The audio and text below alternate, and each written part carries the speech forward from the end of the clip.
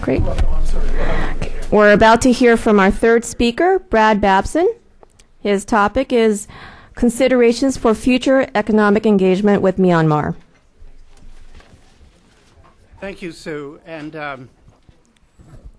want to thank the organizers for this event. I think it's certainly timely to be thinking about Myanmar's challenges and future opportunities to engage with Myanmar. And I'd like just to pick up sort of where Ken left off, saying that we're dealing with a very complicated and difficult situation in this country. And the question really is, what are some possible new ways of looking at opportunities and what that might mean for engagement economically with the country? And let me start by saying that debates in the United States over economic engagement policy with Myanmar over the last 20 years have tended to focus on the relative merits of carrots and sticks to achieve human rights objectives and internal political changes linked to national reconciliation and among ethnic groups and a democratic transition that we would consider legitimate. Economic engagement is also tied in many minds to the fate of Aung San Suu Kyi or to interpretations of her views on the merits of economic sanctions or boycotts. In the American policy discourse, sticks have definitely won out over carrots, and frustrations with non-responsiveness of the leadership to American concerns have been met with adding more sticks over time. American policy towards economic engagement with Myanmar is also quite different from the posture taken towards Vietnam during its opening up period in the early 90s and China since the early 80s, where American business and political interests trumped human rights and democracy concerns. Nor is it congruent with efforts to change that other rogue regime in Asia, North Korea, by offering large economic incentives in addition to sanctions to achieve the security and political goals that the U.S. is pursuing in collaboration with China and other regional powers. In the Asian context, Myanmar seems to be an outlier of American economic engagement policy, and the inconsistencies are very apparent to Asians across the board as well as the Myanmar people themselves. While responding to humanitarian concerns and recognition of the value of community-level economic assistance programs have in recent years been added to the list of politically acceptable engagement with Myanmar in the international community generally, American support remains rhetorically tepid, financially niggardly, and the overall international effort has been half-hearted. While Cyclone Nargis galvanized both international and American humanitarian largesse, the half-life of support for the recovery effort has been short and also weak on the underlying need to restore sustainable livelihoods for those in the affected areas. Pressing for economic reforms that would improve the lives of ordinary Myanmar citizens and opening up to international norms for transparency and rules-based accountability in financial and economic relationships have not been part of the explicit American agenda, except in the case of anti-money laundering vulnerabilities, where the Myanmar authorities have in fact been quite responsive.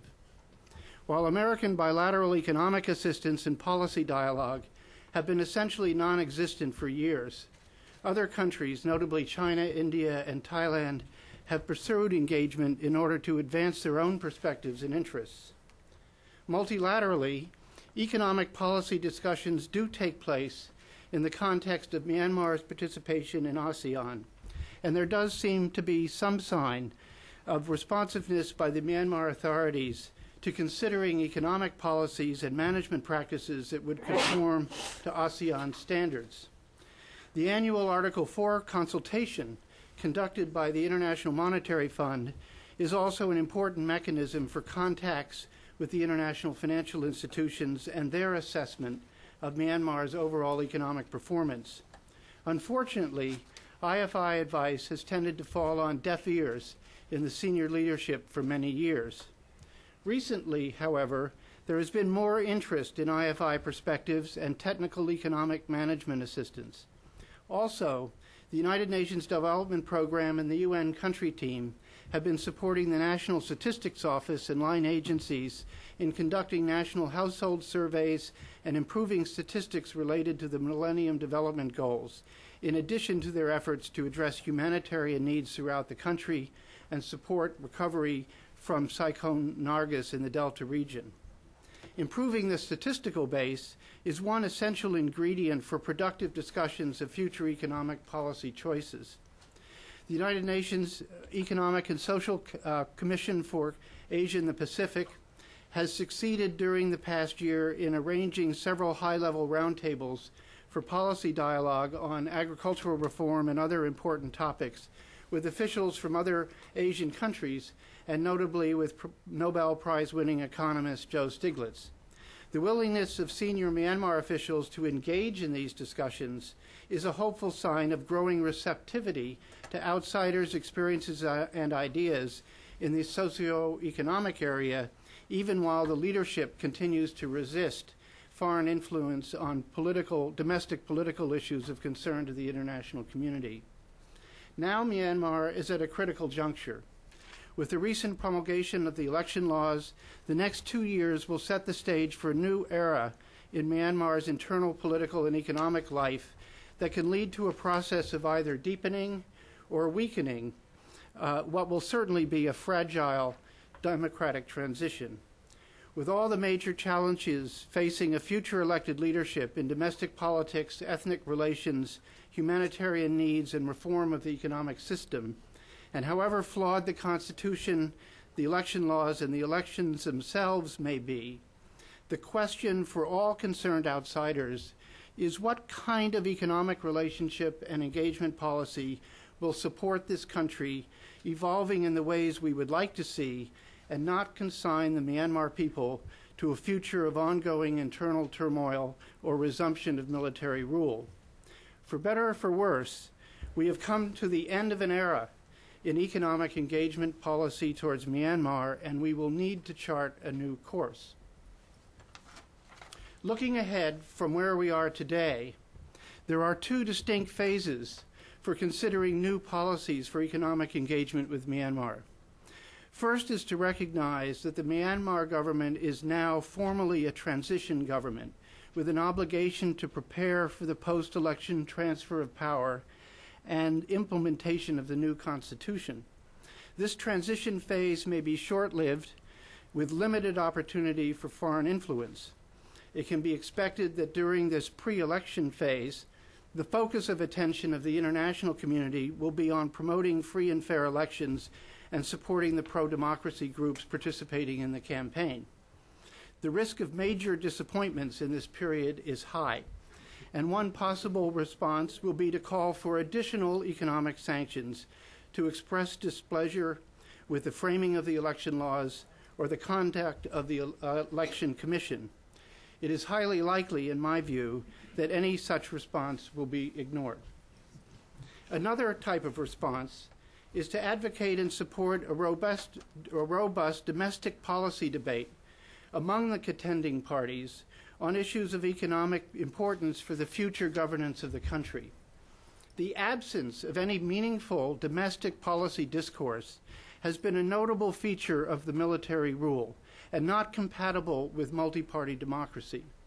The more open the debates and the better quality of information and analysis to inform the public discourse, the more meaningful it will be in building expectations among domestic stakeholders for new directions in economic policy and governance after the elections. This is important at the regional level as well as the national level, as the socioeconomic challenges are quite different in different regions of the country, and under the new constitution, local governments will have more say in policies and control over resources for regional economic development. A third area of possible economic engagement during the pre-election period is to support the preparations by the civil service for implementation of the new constitution after the election in as smooth a manner as possible. While some senior officials will certainly leave the government to run for elected office, and those that remain are not likely to want to pursue reforms under what remains of their watch, many mid-level officials will be focused on the administrative and policy challenges that will accompany the democratic transition. As a result, there is likely to be a new openness to technical cooperation with outsiders that will provide new opportunities for influencing the course of the future. In this political environment, such anticipatory engagement would best be carried out through multilateral mechanisms such as the UN country team, ESCAP, ASEAN, and the IFIs.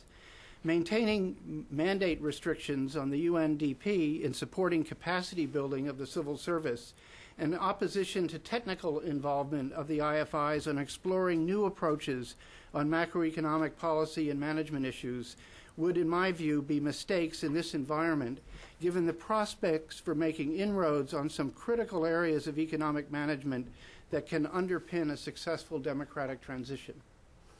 After the elections, whoever wins, Myanmar will begin a new phase of national life. In this phase, there will be two significant changes from the context of the past decades. One is that the new constitution provides explicit basic principles for economic policy and governments that will set standards for performance of the governing bodies.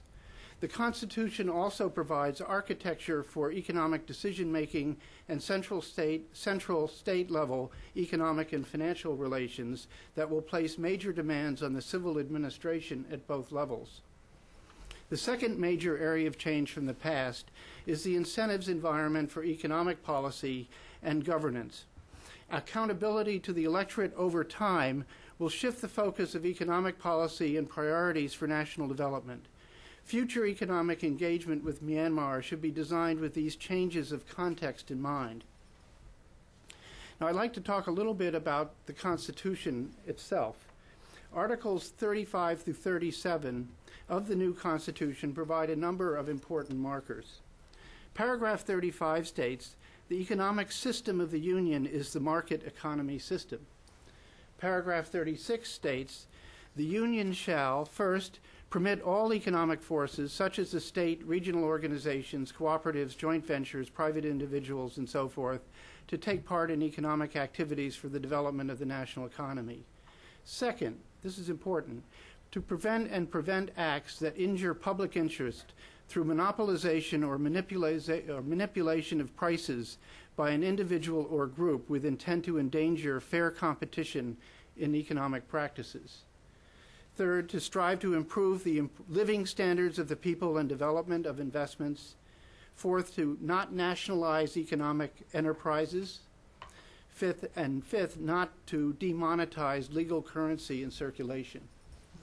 And paragraph 37 says, "The Union is the ultimate owner of all lands and natural resources.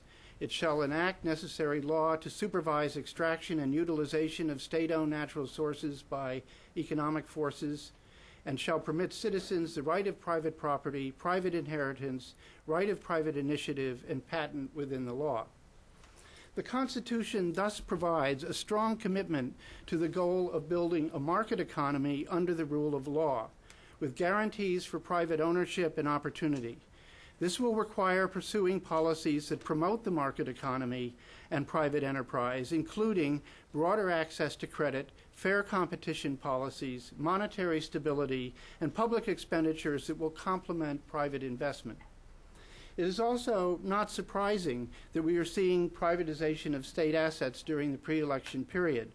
While this may be, as Sean has said, a way for the current leadership to raise cash for the upcoming election campaign or just permitting grab and go before the elections, it is likely that crony capitalism will be more difficult after the Constitution is implemented.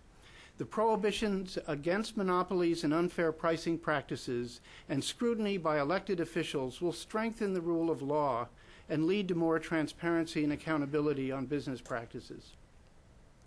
The commitment not to demonetize the currency reflects the deep damage that was done to the trust between the state and the people during the currency reform of 1987 that still resonates today. This possibly portends openness to more rational financial system policies and monetary management in the future, or at least a recognition that trust in the financial system matters and is important for economic security and development. The Constitution gives ultimate ownership of all of Myanmar's natural resource base to the state and mandates that law shall govern the extraction and exploitation of natural resources by economic forces, which includes the state, private sector, and joint venture actors. This provides the legal basis on which, in theory, it will be possible for a future government to design policies that will reduce the risks of the natural resource curse that Sean talked about. That is an important issue for Myanmar as well as for many resource-rich African countries whose populations do not benefit from the sale of national assets because of both macroeconomic distortions and misguided financial management. All of these topics are ones where domestic policy debates and external economic engagement would seem to be both potentially fruitful and also legitimate within the framework of the new Constitution. There is clearly an opening to help a new government shape responses to national economic principles and aspirations that are embedded in the Constitution without being seen as pressing external international agendas onto the country. From a U.S. perspective, the constitutional commitment to private sector development, rule of law, and improving the livelihoods of Myanmar people are all objectives that we should be willing to endorse and support.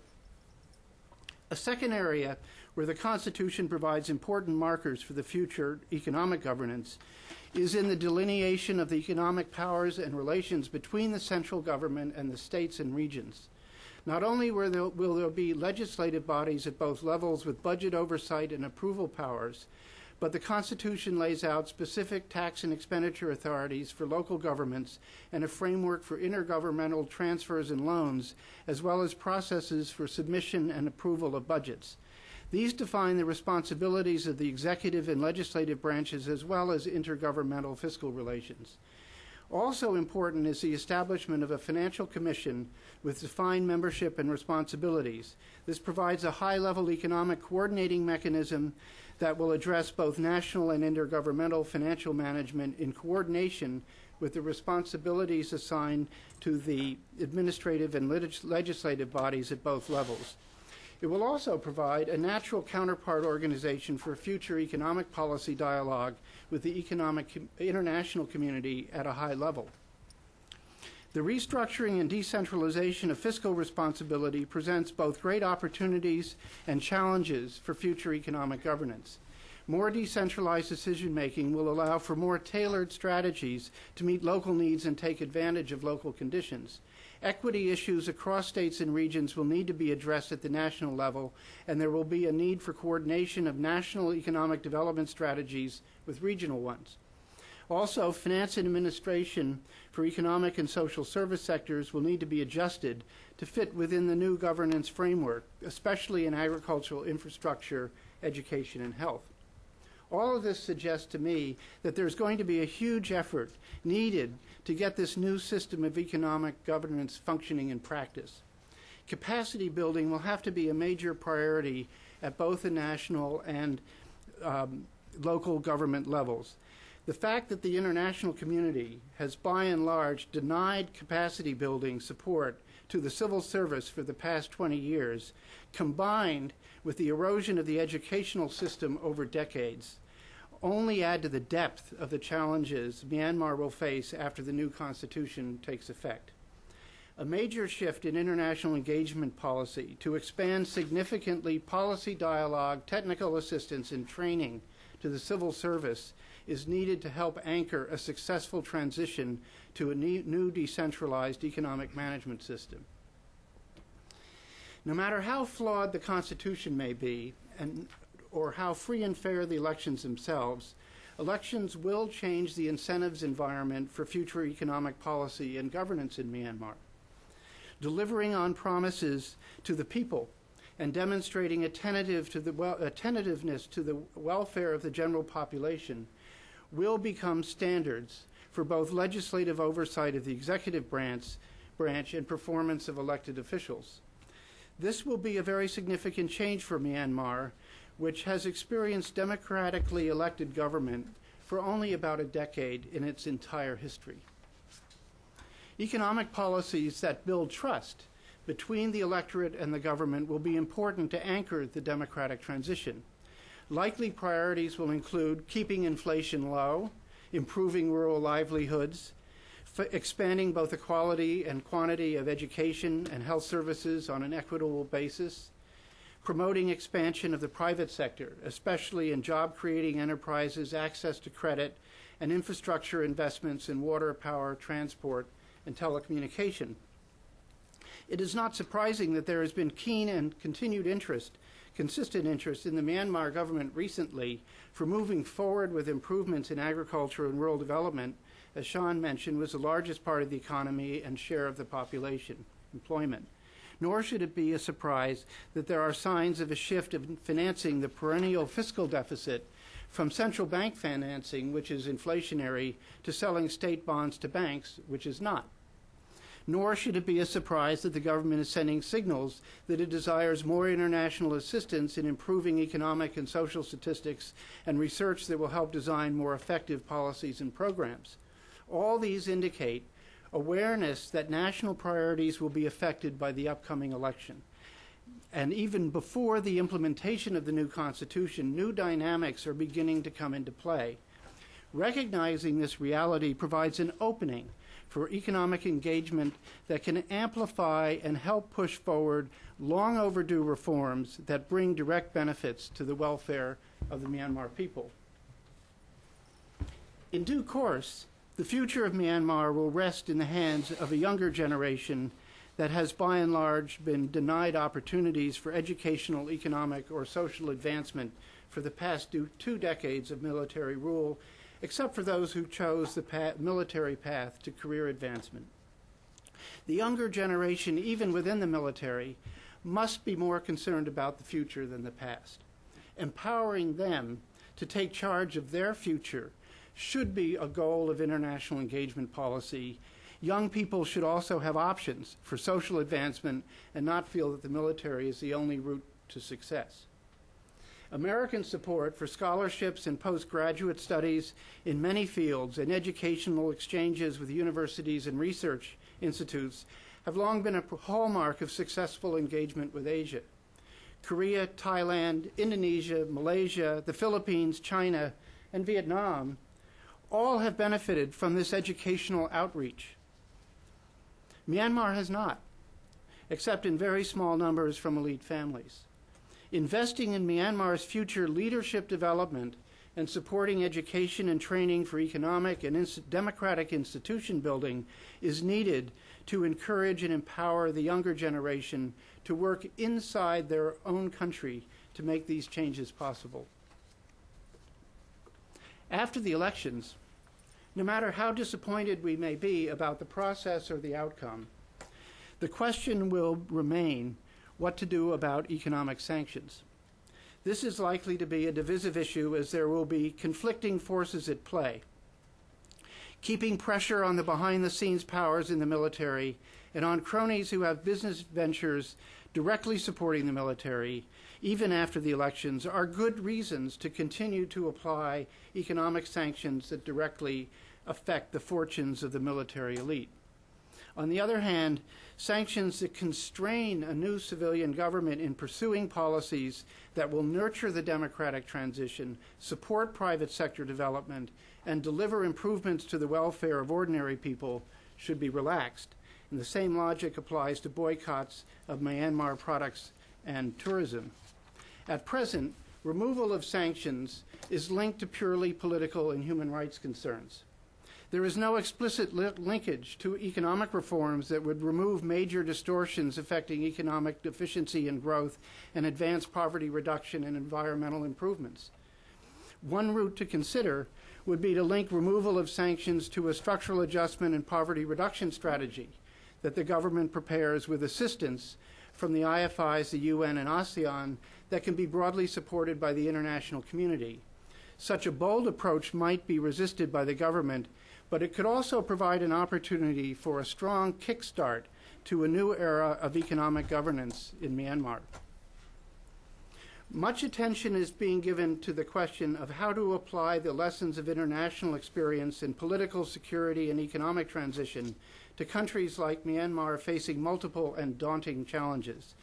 In the basic model for development effectiveness endorsed by the Development Assistance Committee of the OECD, the goal should be to build political will and capacity of the government to undertake best practices in development and for donors to pursue harmonization and alignment of assistance to achieve efficient use of resources and sustainable development and institution building in the country. Each of these basic building blocks poses challenges in the Myanmar context, but they do provide guideposts for discussions in the international community about how to pursue future economic engagement. There is no doubt that the elections in the implementation of the new constitution will change the political equation inside Myanmar. Capacity is the major constraint, and this can only be overcome by a change in engagement policy by the U.S. and the international community more generally, together with significant funding for training and technical assistance for the civil service, as well as educational opportunities for the longer term. Harmonization and alignment will require a different order of communication and cooperation among Myanmar's future economic partners.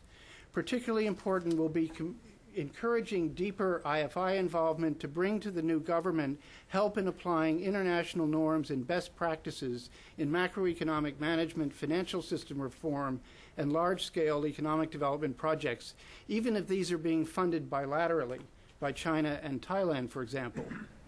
Also critical will be to establish a policy dialogue and aid coordination mechanism that includes all major economic partners so that there is overall coherence in the future economic development strategy and implementation arrangements with proper attention to international standards for environmental and social safeguards.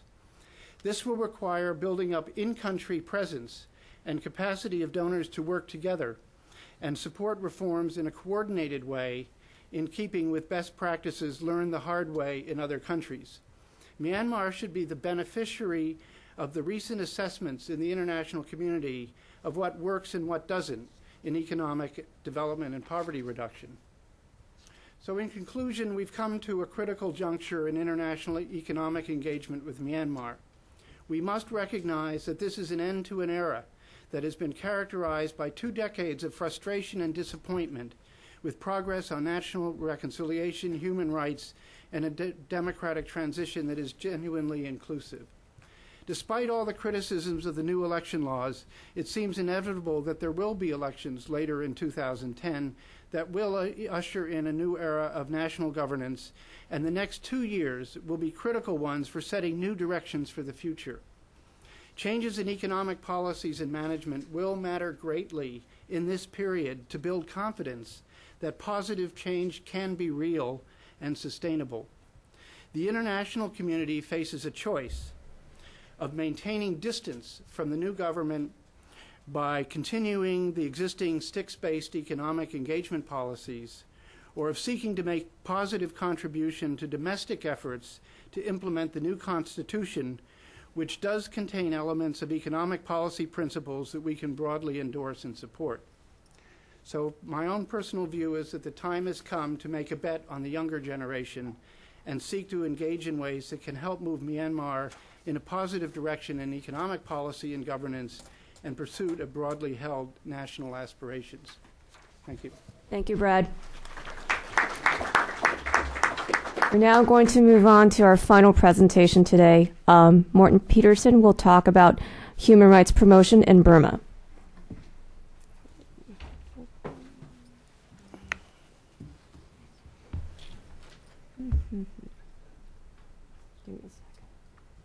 You know, whenever I come to Washington these days, I often think back on, I think, one of my first speaking engagements here. It was, I think, back in 2002, 2003, David Steinberg, who sits over in here, and we were both invited to testify at a hearing in the House of Representatives.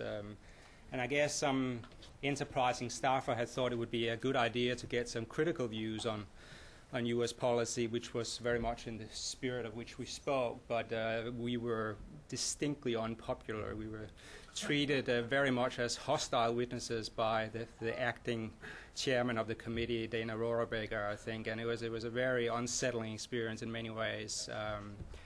But since then, fortunately, things have improved. There is more space for debate, and in any case, I think with the kind of audience that we have here, it's probably a more friendly environment. I'll just wait 1 second and see if we can get this up. Bear with me. My technology skills are, they deserve a B-. Yeah. Okay, there you go. Ooh, no, that's not it. No, it's here. I apologize.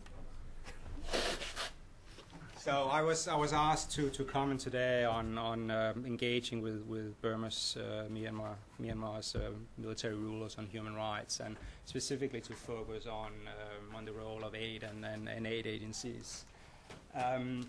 But to step back a little bit, I think as we all know, the international community has basically taken 3 different and often conflicting approaches to human rights in Burma over the last 20 years, and I've kind of tried to outline some of the differences here. I'm not going to go into that, but if you can manage in the next minute or so, you can look at that. Now, I think an important starting point for this presentation is to acknowledge that none of these approaches have scored any major successes.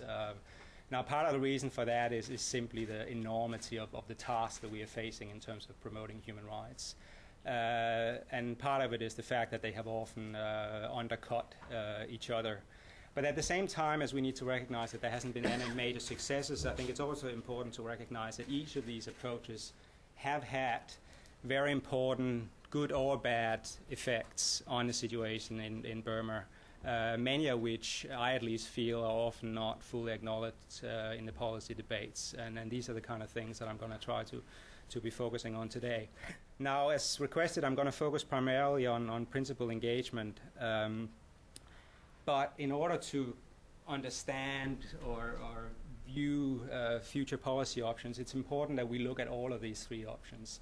I think the fact is that given the enormity of the problems in Burma, no international strategy is ever going to be obviously a very successful. So the pertinent question for us is not so much what works per se, but rather what works best. And it's therefore important to have this relative perspective where we look at what the impact of each of the different approaches are, and of course eventually on how they link up with each other. And I think very importantly, each of them must be assessed on their own terms. You know, there's a tendency, for example, for advocates of sanctions to look at principal engagement, as I call it, and say, well, that's not working to bring about democracy. Well, principal engagement is not really intended to work to bring about democracy in the short term, at least. And therefore, when we assess that strategy, just as an example, it's important that we assess it on its own terms and not those that are relevant to other strategies. Before I go into talking about impacts, though, I think it's important to just quickly outline what the relevant impacts are. You know, a first point, I guess, is, especially since we are in Washington, is to point out at least when I talk about human rights, I'm not just talking about political or civil rights. I'm talking about also economic rights and personal integrity rights. This is, of course, in line with international human rights law, and it's also very much in line with the realities and the challenges on the ground in Burma, where bad politics and bad economics are very much both part of the mix. You know, each is a cause and effect of the other. You can't really, at least I don't believe, that you can distinguish one as being more important than the other. The next thing is that I think we need to look, given that this is going to be a long-term challenge to bring about human rights improvements, it's important that we look not just at the immediate outcomes of these policies, but also look at how they affect the longer-term conditions for human rights improvements. And also, of course, to look at the linkages between these different approaches. I'm going to talk about them kind of one by one, and I'm not going to have a lot of time to go into the linkages but I should point out at this point that the end conclusion will never be that one strategy is the one that we should pursue wholehearted. It's definitely in the linkages between the different strategies that the seeds of a more effective strategy lies.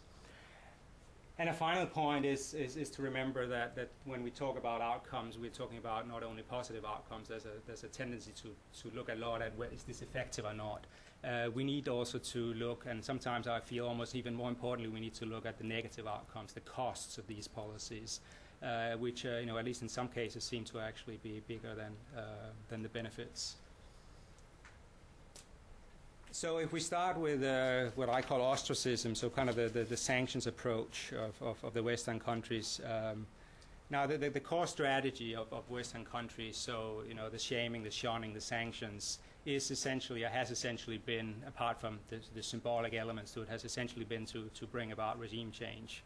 The underlying assumption here is that external pressure will either compel the military to transfer power, or it will destabilize the regime, paving the way for democratic transition, which will then open up for addressing all of these other problems that, of course, we all know that Myanmar faces.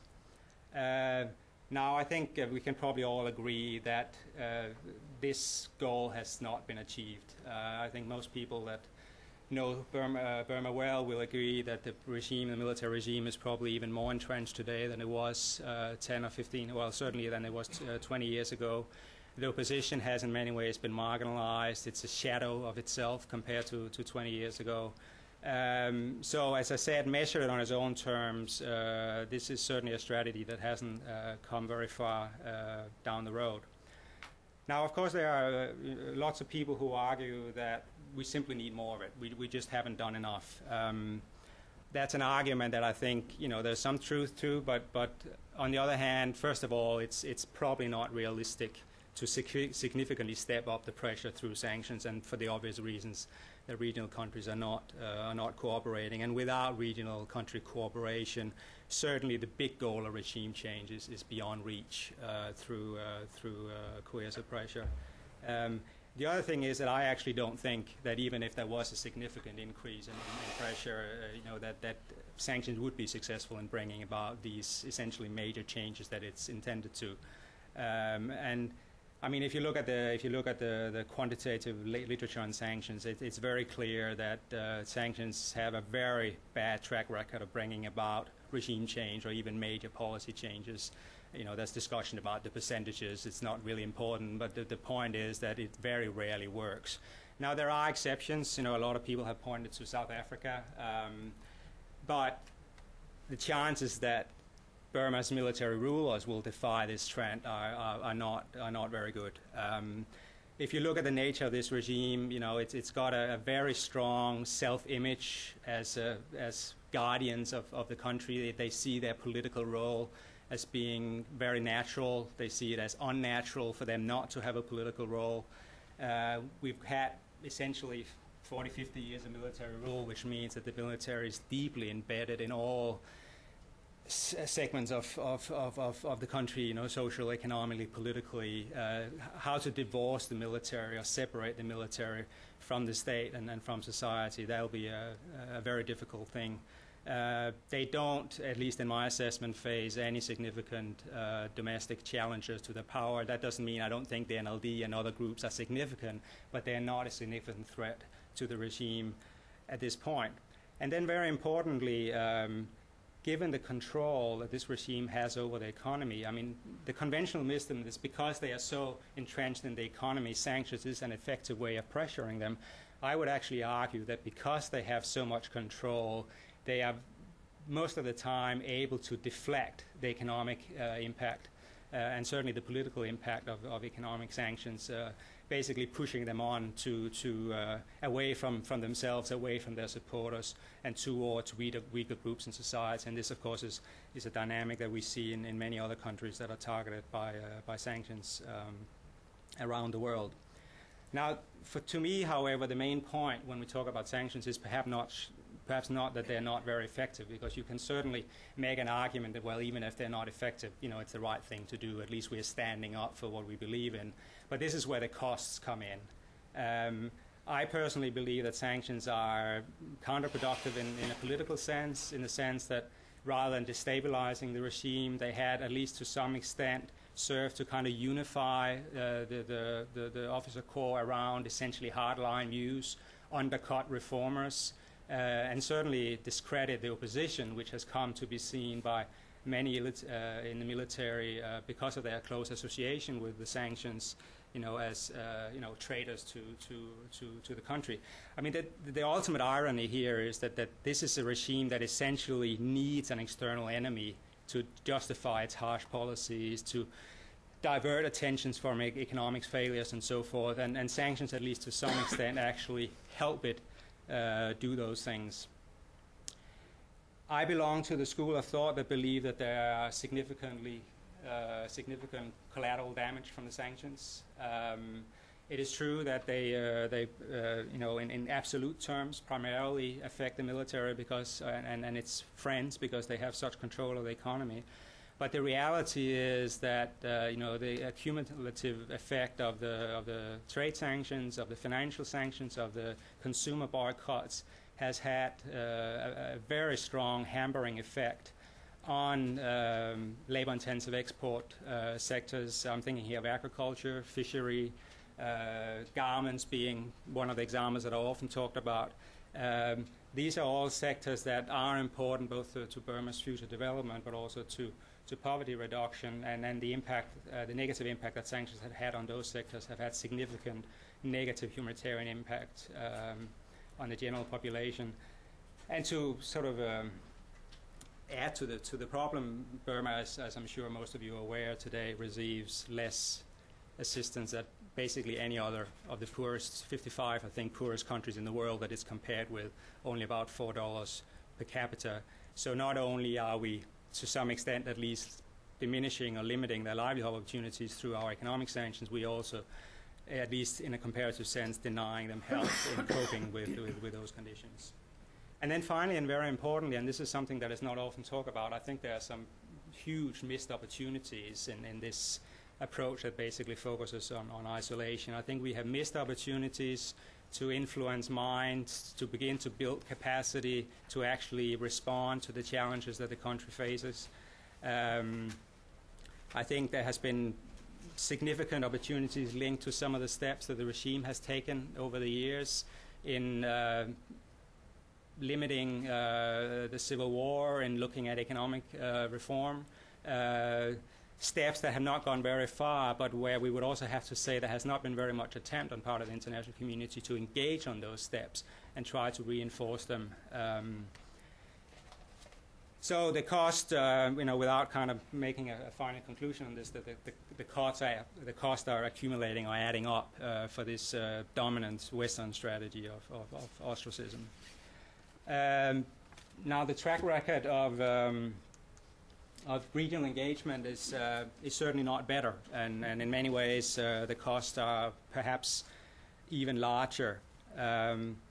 Now the theoretical rationale, I mean, I'm well aware that China is probably not engaging in Myanmar or in Burma because it wants to promote human rights. But there is a theoretical argument there that you can promote human rights by commercial engagement, and I think it's worth looking at that argument, even if it is perhaps not the real motivation. So the theoretical rationale is basically that by trading and investing and otherwise engaging, you can basically kind of reinforce what is seen as a kind of an organic process of improvements in human rights as countries develop. And more specifically, the theory is that trade and investment promote economic growth, which then reinforces a modernization process and gradually builds pressure also for social and political reform.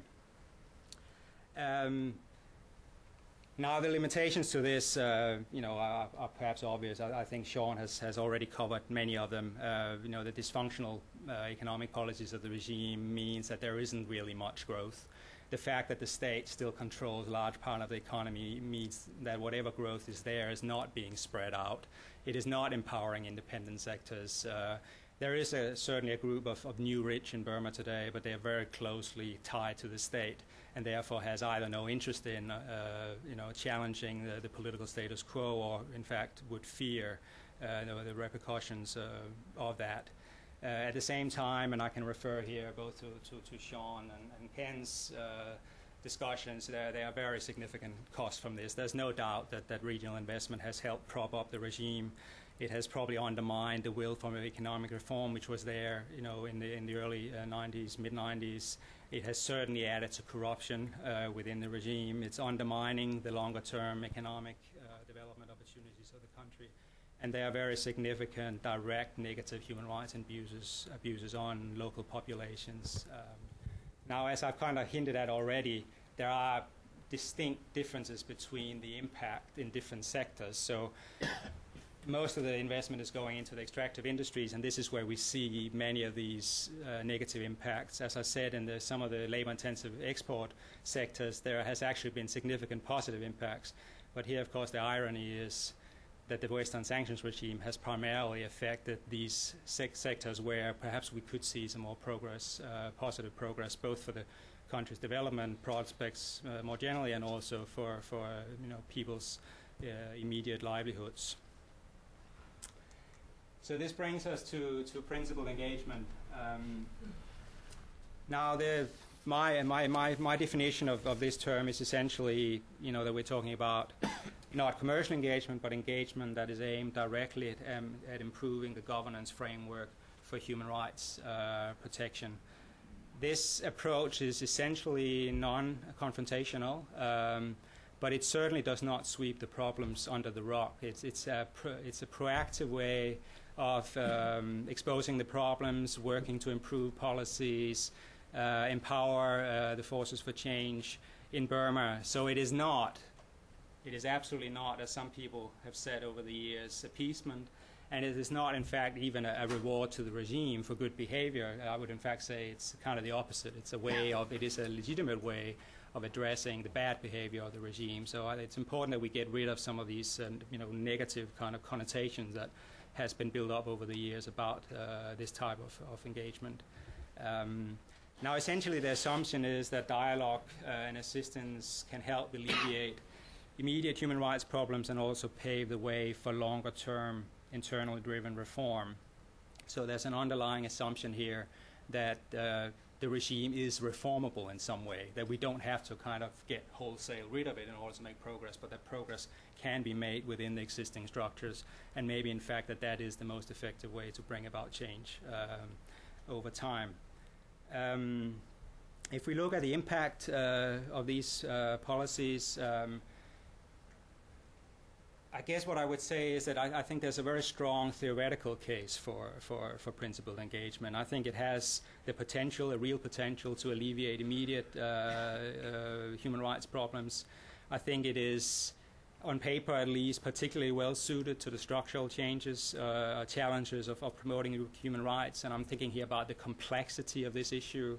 I'm thinking about the importance of changes being nationally owned in order to actually have a real impact on the ground. I'm thinking about the need to begin to address the negative legacy of dysfunctional military policies over the years and prepare the country for hopefully future political change. So the theoretical case, I think is very strong. Now, empirically, it gets a lot harder for the simple reason that there hasn't been very much principled engagement. And I should add to that, even the ones who claim to be principled engaging are not always doing so. So it's a lot harder to kind of point to how it actually works on the ground in Burma. But that being said, I think from what we can see, I think there are indications that it does work according to the theory, and I think there is also indications that significantly more could be achieved if we were, in fact, to do more in this direction. And I'm pointing out to start with some of the immediate outcomes of this policy. I mean, first of all, basic needs. I mean, this is the purpose of humanitarian assistance. By delivering health services, water and sanitation, these usual humanitarian things, there's absolutely no doubt that principled engagement is helping people cope with the bad government and is, in fact, saving tens of thousands of lives every year. Now, this may not, as some would argue, be about human rights as such, because it's not a structural thing. But on the other hand, I think the reality is that there is a role, whether it's for the state or for the international community, to deliver humanitarian assistance to the most vulnerable groups. The state is not doing it, so the responsibility, I think this is generally accepted, at least to some extent, falls on international aid agencies. And it may be that it's not about rights as such, but on the other hand, certainly, surely the most basic right is the right to life. And we are certainly seeing lives being saved through this approach, so I think it's an important one. At the same time, although the aid community that we are having in Burma today is essentially a humanitarian community and therefore relatively limited in its in the type of activities that are being undertaken, in fact, in the kind of activities that it's being allowed to undertake by donors, agencies on the ground have increasingly been going beyond that basic mandate. And they have begun, and certainly you can see examples of how they are affecting broader governance issues. I think at the local level, what we see is essentially impacts in terms of protection. When you talk to local people in Burma, one thing that often comes up is that simply the presence of international agencies and sometimes even local NGOs connected to international agencies on the ground often has a kind of a dampening effect on the human rights violations that take place in the local communities. So simply by being there, there is at least some protective effect. Fortunately, more and more agencies are also engaging more actively in this issue. I mean, they're intervening directly with local authorities on behalf of local beneficiaries. And I think one of probably the best example of this that we are seeing is several agencies that are using existing community forestry laws to help protect local communities against what somebody mentioned earlier, the very big problem of land confiscations and land grabbing that's going on. And it does, in fact, appear to have an effect in some areas. Now, none of this affects the national level, and it's clear that as we kind of move up the levels, the impact does become smaller. But that being said, there are examples of national level impact. I think maybe the strongest example would be how the research and the advocacy of organizations like Médecins Sans Frontières or under health and other health, I'm certainly speaking Danish here, I'm jet lagged, other health organizations have had a significant impact. In fact, have been instrumental in changing national health protocols within the major diseases like HIV/AIDS, malaria, tuberculosis. So there are, again, very substantial life-saving impacts here, which are channeled through actual changes in government policy. Another very different example, I think, would be the ILO's progress on forced labor. Now, that certainly hasn't gone nearly as far as we would like, but we have seen that through very intense engagement, principled engagement over a number of years, the ILO has not only been able to get the regime to change its law, I mean actually making forced labor illegal, but it has also, especially in the last few years, led to the regime beginning to enforce those laws, certainly within the civilian sector, much less so, if at all, within the military sector, which of course is an important point. But I think the ILO is an example of how you can have national level impact even in highly sensitive human rights areas. If we move beyond kind of the immediate outcomes, I think there's definitely evidence that principled engagement is helping bring about enabling conditions when we think about longer-term change. I think one very important point, although there's certainly limits to it, is that this increased engagement with the military rulers, with military officers and civilian officials has begun to change the way they look at the world and their own options, but certainly the way they engage with the international community. I mean, the obvious example of that, I think, is the period in the early 2000s where the former head of military intelligence, Kim Yunt, who had been on the front lines of this engagement with international communities for many, many years, in fact, oversaw a period of very significant, at least in the Burmese context, very significant openness. Now, the fact that he was subsequently purged and a lot of the programs that he oversaw, or at least some of the important ones, were closed down, of course, also shows that there are still very much hardliners that have not been convinced. about this. But nonetheless, I think it's important to keep in mind that even if you manage to convince or entice a few key people to try something a bit different, you could actually see, important impacts. And it's critical to point out that if we're talking about major change in the Burmese context, that's simply not going to happen without somebody at the top of the military deciding to allow it to happen. So whatever engagement we have with the military leadership is very important, even if we don't see a major impact of it. It's also important to point out that things are also happening on, this is what I'm talking about here is essentially the supply side. The willingness and the capacity of the military state, of the military rulers to deliver human rights, if you will. The other side, of course, is the demand side. At this point, we're very much seeing the international community playing the role of the demander of human rights. But to get very far, it's also clear, I think, that we need to, in a sense, over time, transfer that role inside the country. The demands have to essentially come from all parts of Burmese society.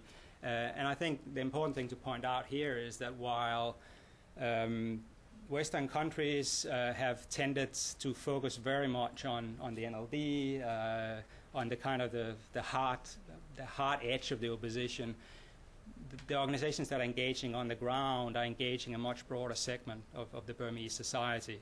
And they are, in fact, having significant impact here. We are looking at community development projects at the very local level, which are clearly changing the dynamics of local level politics. We are looking at a kind of a slightly higher level. We're looking at a general strengthening of civil society organizations. There's been a lot of talk about civil society after Cyclone Nargis.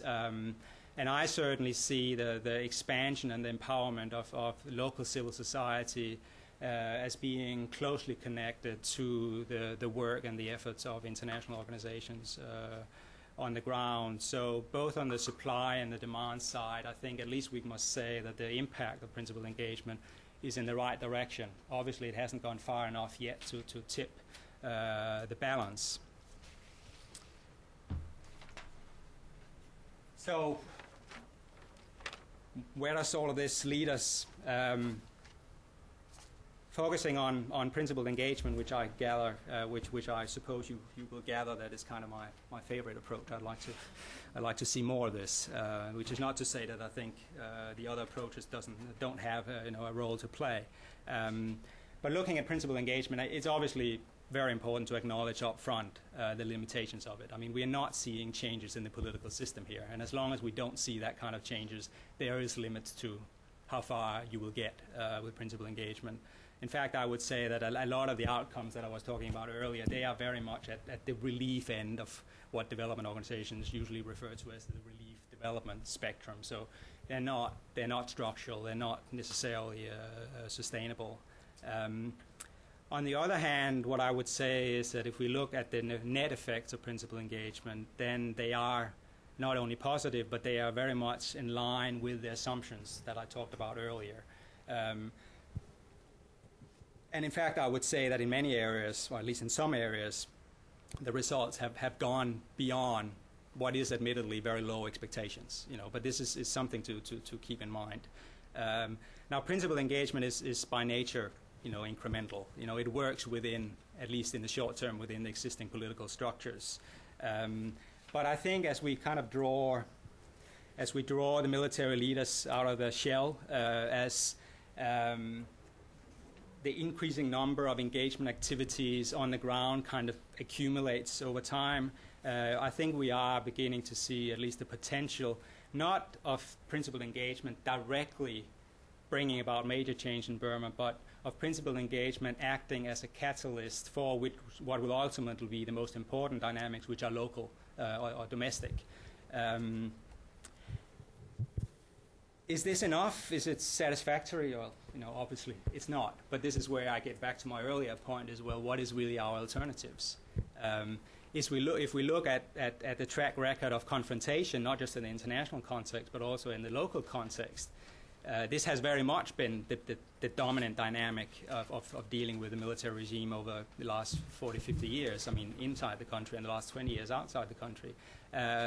I think the reality is that has not led anywhere. I would in fact argue that it has significantly added to the dysfunctions of the military regime.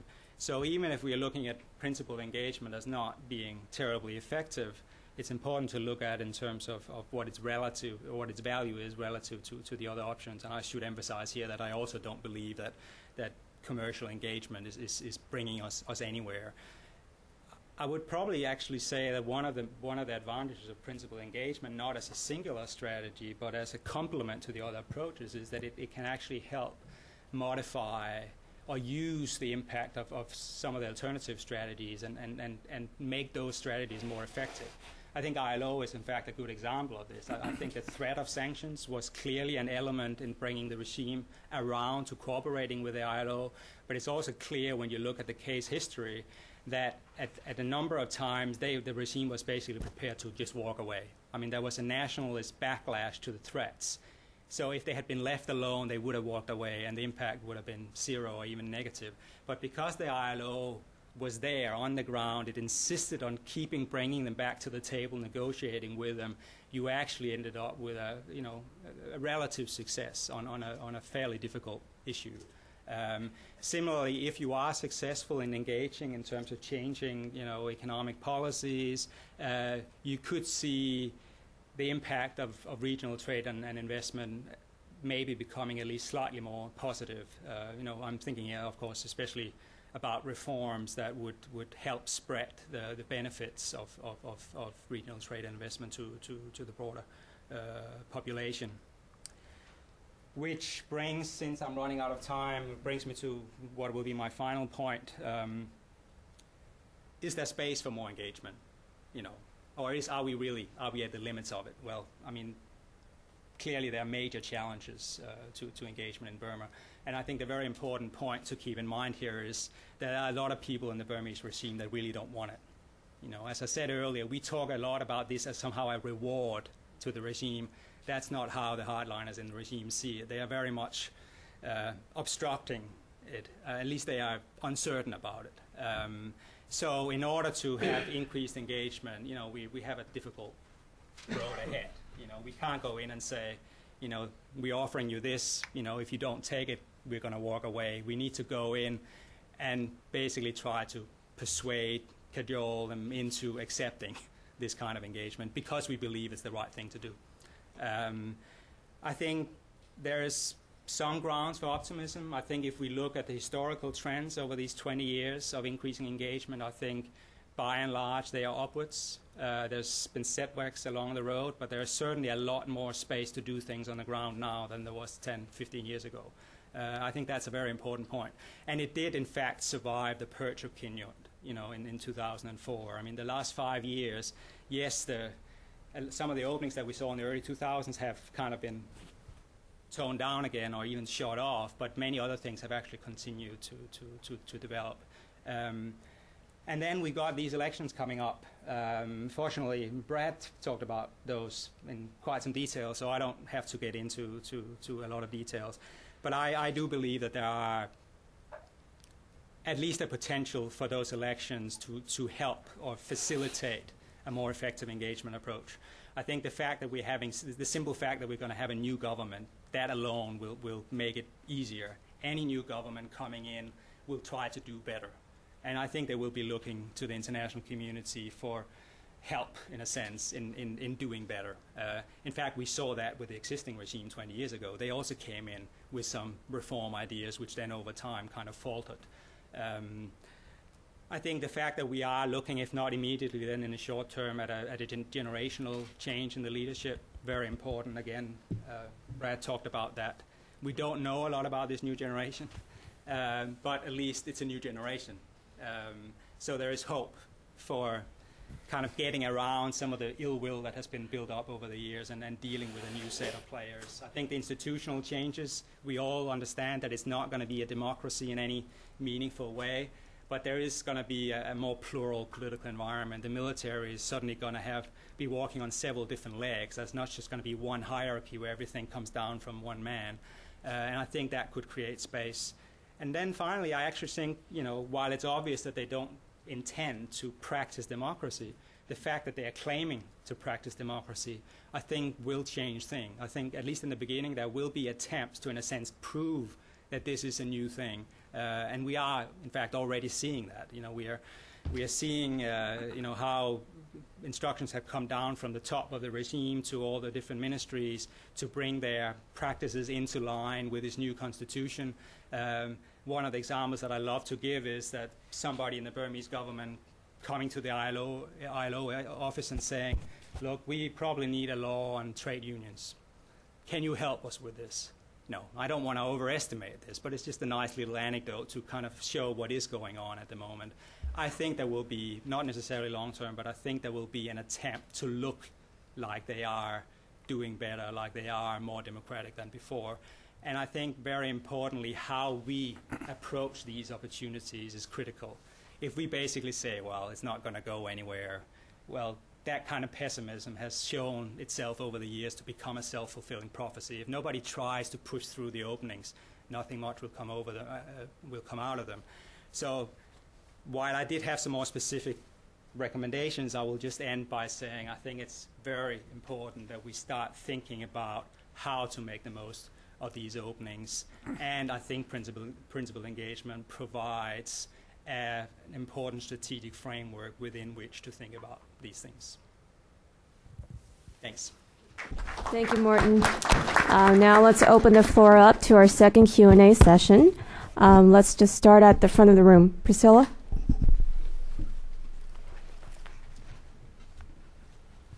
Hi, I'm Priscilla Clapp. I've looked very closely at the new Constitution, and I agree with some of the things, or many of the things that the speakers said about it, but I really need to take issue with whether it's going to bring the kind of new environment that Brad suggests, in particular for the economic situation. While it does say the things that he says it says about economic architecture of the new government, there are some critical things in that Constitution that suggest that things aren't going to change a lot. First of all, it says that all of the structures and laws and rules of the current administration, of the current government, will remain in place until they are replaced by the new government, and that could be for a very long time. So I think we have to look closely after the elections at whether they're replacing or simply renaming the structures of the SPDC, which, of course, are what the military uses to control the country now, and whether the people who wind up in charge of these are just military that have taken off their uniforms and continue to operate by the same mentality. And secondly, the Constitution is extremely xenophobic. It really does mitigate against foreign influence in many, many ways. It's extreme. And the new election laws suggest that the people who are going to manage the transition and come out on the top at the end of the transition are going to interpret the Constitution in ways that are very unfavorable to engagement, international engagement. They're carrying the rules of the Constitution to an extreme in who can run for office and what the political parties can look like, and the new election laws are even more extremely xenophobic. They put even larger penalties on people that have had any connection with the outside world. This is a very bad omen, I think, for the future. I agree that we should be looking at institution building and that we should be looking at building capacity, but there's not going to be much to build on for quite a while, I don't think. I just don't share your optimism about how quickly this transition will take place. I think the building blocks are there, but I'm really depressed. I mean, the new election laws, I find a very bad sign for what we're getting into. So I don't know what my question is, but you can challenge me if you want. Let me just say, I don't think anybody knows how this is going to play out.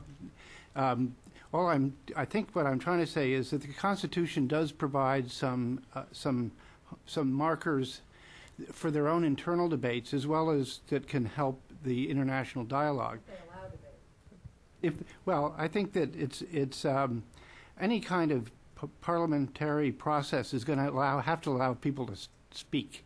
So and the question is how much public discourse is going to be allowed. It's hard for me to imagine any kind of multi-party democracy that doesn't have a substantive policy discourse. It doesn't mean you're going to get agreement. Look at Washington. I mean, we don't agree on hardly anything, but at least we talk about it. And I think if there is an opening for more public discourse on policy choices, that I think is going to be a significant change, and if it's allowed. The second is, as I say, the Constitution may or may not be implemented, but it does provide constitutional markers. And I know from discussions I've had with some people in Myanmar that they're looking for opportunities to use the Constitution to give them legal openings to challenge, for example, monopolies and unfair pricing, because that you can make a constitutionally based case, and they don't really have that at the moment to work with. It also provides, if the government wants to improve, as Morton was saying, it provides a rationale for trying to make improvements by saying that these are not just my personal ideas or my party's ideas, or things that the country is trying to do. And we'll just have to see who's elected and how the government chooses to pursue the opportunities that exist with the transition. Let's just start. Okay. Lex? Lex Riefel again from Brookings. Very much in line with what Priscilla was saying. I was surprised, Brad, to hear you describe this as the end of an era. I do a lot of work on Indonesia, and when Suharto's 30 years of rule ended, that to me was the end of an era. But it seems to me the elections are not about democracy. The elections are about succession, and so I see more continuity in the future than change. And I think if people are expecting change, they're going to be disappointed. And this has very important implications, I think, for policy. So I just to make this a question, I mean, what am I missing? Well, I just disagree with you. I think it is a significant change in many ways, an end of an era, simply by virtue of having a constitution in place that is recognized, and people are working within the constitutional framework for the first time in a long time. What I was trying to say was it's an end in an era of economic engagement policy from the international community, because the context will be different. And we will have to find an economic engagement policy that will fit with that new context. That doesn't mean things are going to change immediately inside the country and the way things are run, but I do believe that collectively we will have to reframe the rationale for our economic policies of engaging with the country after the transition.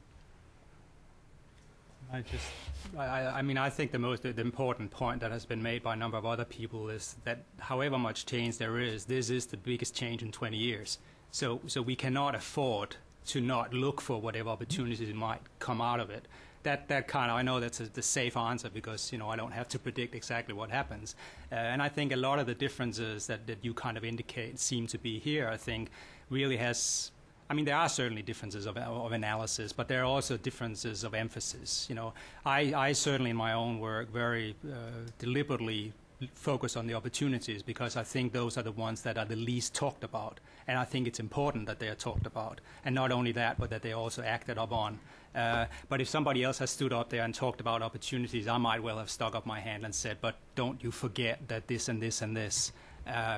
And importantly, linked to what I talked about, and through a lot of my discussion is, we're not looking at the first month necessarily after the Constitution or after the elections. The first month after the election, nothing will have changed. It's going to take several months, I think, for anything to be put in place, and probably longer out in the regions where there is no legacy of these new institutions. I mean, entirely new institutions and bureaucracies have to be put in place. All of this is going to take a long time. If you talk to Burmese on the ground, NLD obviously is very, very pessimistic, and that has been reinforced by the election law, which was, I think, a shock to at least some of them. But there are the people who do choose to engage in this process and are going to engage in this process. They don't talk about what they can achieve within the next year. They talk about what this can lead to over time, and they want to get in at the ground because there may not be a chance later. And then they are going to try to work through that system. And at the very least, I would say it's important that we take that view, that domestic view, as seriously as we take the other view that nothing will come of it, because they really feel very alone. Many of them, they don't feel they get much support. In fact, they are often ridiculed and so forth. I think they deserve more support, if nothing else, than simply for daring to hope that something can be done. I just want to make a comment on Priscilla's point about the xenophobia and so on in the Constitution. I think it's absolutely right, and then subsequently, of course, in the electoral laws. Brad, one issue that I would have a different interpretation, for instance, made on the reference to monopolies and unfair pricing. I think that actually is a reflection of Burma's history, and it's very much written with a mind on the colonial period and the Indian moneylenders and various and Chinese ethnic interests in the country and all that, rather than an assertion about a lack of monopoly that's Burman or state-owned. But that's my interpretation of that particular measure in the Constitution. Well, it'll be interesting to see. I mean, also the commitment not to nationalize industries, which I thought was an interesting commitment in the Constitution, as well as not demonetizing the currency. I mean, those are all rather important statements, and that I do believe they reflect the historical impact. And I think that also the xenophobia isn't new to this Constitution. It was in the earlier ones. So that's also probably is a colonial legacy. So we're dealing with these longer themes of history and experience, and not just short-term ones. I agree with that. I just echo one little point from Morton as well. This past summer, when I was interviewing some people in Mon areas who were trying to decide whether they were going to run, if that was a possibility, they all said that they were under no illusions that this was going to be a democratic election. Yet their point was, this is an opportunity for us to expand the space for civil society organizations. By an inch or by a foot, we'll take what we can get, because once that's there, it's harder to push it back. So I would also say that on the ground, many people are taking a very hard-nosed, pragmatic point of view. This is an awful situation, but we can get something out of it, and that's what many of them are trying to do. Okay.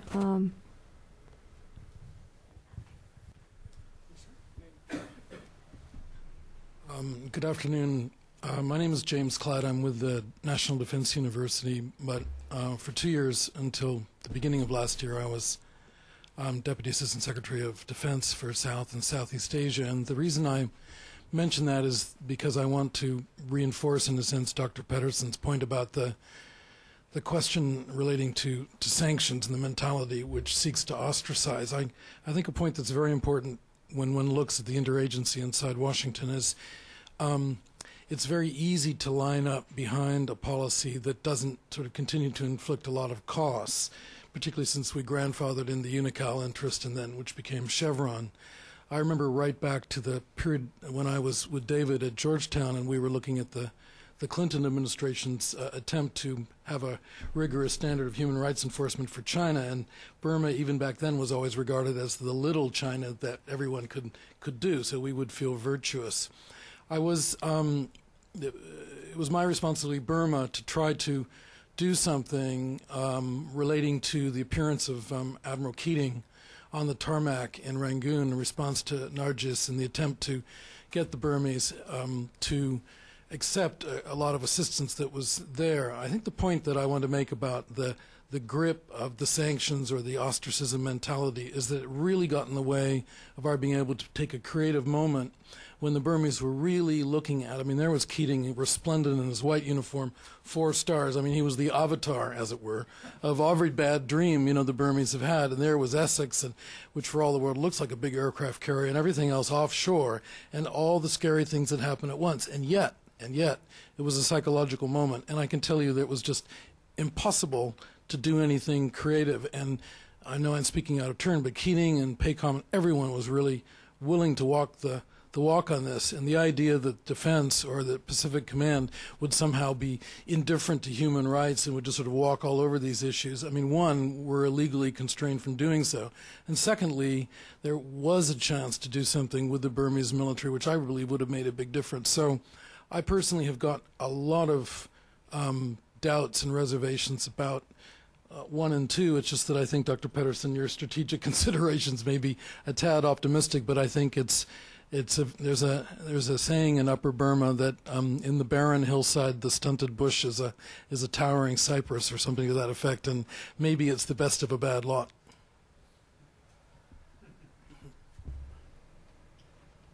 Any reaction, or am I talking to the wall? Okay. Yeah. I mean, there was a chance.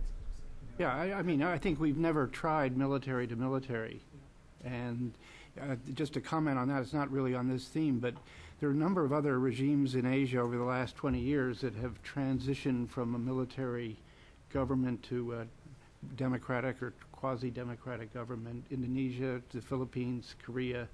And I don't think we've really captured what that means for the military transition in that part of the transition. We always talk about the other side of the democratic transition, but going back to the barracks, to getting the military out of business and back into national defense are issues. You know, we've discussed them with the Chinese and the Vietnamese, and we've worked them through with Korea, and we've worked them through to some extent with Indonesia and the Philippines. There's no really, there's not an agenda to sort of talk about that side of things. And by the way, the Indonesians indicated informally at the time that they were willing to speak to the Burmese, with which they've had historically different, if not unique, relations. And again, it wasn't that we couldn't make that happen. We couldn't make our own system work to be creative at a moment of creativity. A Burmese official told me that the difference between the Admiral coming in and the Essex coming in was that if the Marines were allowed into the country, they'd never leave.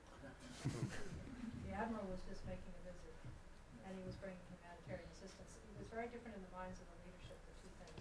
Well, I don't quite know the point you're making. All I know is that we had an opportunity, a psychological moment, to speak to them. The regime was at a very interesting juncture, and I think that, I don't know what you mean about the Marines. We had Marines deliver aid in Bangladesh. We had the experience of the tsunami in Indonesia. People in the region were willing to speak to the Burmese, saying that an aid effort on the terms of the Myanmar government determined was going to be possible. And I think a lot of number of beneficial things might have flowed from that. Okay. Mutaya? Yeah, I want to focus on the politics of this rather than the Constitution itself.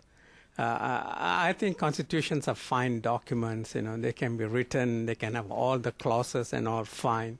But I think we really want to look at the underlying political dynamics. And I think here you have a regime that's interested in its security, is interested in the security of the state, is interested in a certain security of a certain type of nation. These are all very basic, fundamental elements with which this military regime is concerned with. And why is it organizing this election? Why has this constitution been drawn up? You should ask that question. And it is basically to ensure its own legitimacy and to present a more presentable form to domestically and internationally. And so whatever change that one sees, whether it's a change in era or change, or it is in that context that one has to see. And if one is to see space, it is in terms of trying to entrench the military and its legitimacy, and maybe that in itself may create some space in which somebody else may be able to work in. So I think one has to look at the underlying political dynamics and not to be very carried away from what the Constitution says. This is not the first time. I mean, some countries have had 30 constitutions, 40 constitutions. They can be ripped up, rewritten, unimplemented, and so forth. So one has to be pretty realistic in terms of actually focusing on the letter of the Constitution, but to look at the underlying dynamics. I'm not saying there may not be space, there may not be opportunities, there may be. And I don't think one can make a case for any one of these sanctions, engagement, or principles. I mean, even principal engagement, which seems attractive on paper, how much change have you been able to bring about in governance of countries that are far more liberal than Burma? There are internal dynamics in those countries where, I mean, take Malaysia. How much improvement can you make in the governance of that country? There are domestic political considerations, there's cronyism, there's everything that operates even in a country like that, in Thailand and so forth. So I think we should not be too carried away in terms of how much we can do from outside. Basically, I mean, this it's not a sermon, I hope, but it's essentially, my view is that international community is very limited. I don't think sanctions have created the type that Morten speaks about is an external enemy. I don't think ASEAN has been, engagement has done what it has done. And I don't think principal engagement will achieve. I mean, there are very limited options for the international community. And maybe you have to try everything. But at base, I think the international community has very limited influence. It's domestic forces and domestic dynamics that are the key. And if it's an opportunity to empower certain domestic groups and change certain domestic dynamics, then that's where the space may be. I'm sorry it's not a question, but it's just a reaction and a comment. Thank you. We maybe comment anyway. Sure.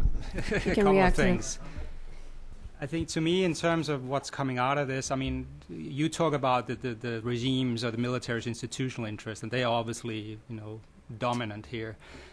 I wonder whether Than Sui, the senior general, whether he might have a slightly different agenda. I mean, the sense that you get a lot at the moment is that that a lot of the key things are coming down from him, and everybody's basically waiting for it. I mean, nobody has been told who's supposed to be the new president, for example. And you see a lot of uncertainty at all levels of the regime, which clearly indicate that they themselves don't fully understand what's going on here.